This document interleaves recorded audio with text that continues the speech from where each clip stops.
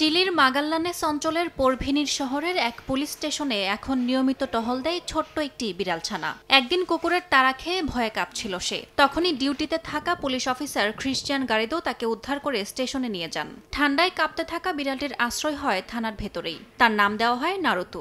সেই থেকেই শুরু হয় তার নতুন যাত্রা। ধীরে ধীরে সবার প্রিয় হয়ে ওঠে বিড়ালটি। প্রতিটি রুমে গিয়ে সবার সঙ্গে খেলাধুলা করে। পুলিশ ভেস্ট পরে ঘুরে বেড়ায় অফিসের এক কক্ষ থেকে আরেক কক্ষে। কর্মকর্তারা বিড়ালটিকে আদর করে ক্যাট বিনেরো নামেও ডাকেন। শিশুদের কাছেও সে সমান জনপ্রিয়। প্রতিদিনই তাকে দেখতে যায় অনেকে। সামাজিক যোগাযোগ মাধ্যমে তার ভিডিও ছড়িয়ে পড়ায় মুগ্ধতা ছড়িয়েছে সবার মাঝে।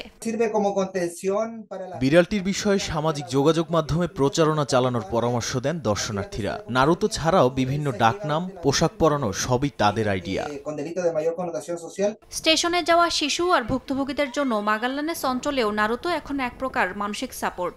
ভয়ে কাঁপতে থাকা মানুষের কাছে গিয়ে সে বসে পড়ে, আদর নিতে দেয় আর হাসি ফোটায় সবার মুখে। পুলিশরাও একে থেরাপি ক্যাট হিসেবে আখ্যা দিচ্ছেন। ইয়াসমিন অনন্যা, সময় সংবাদ।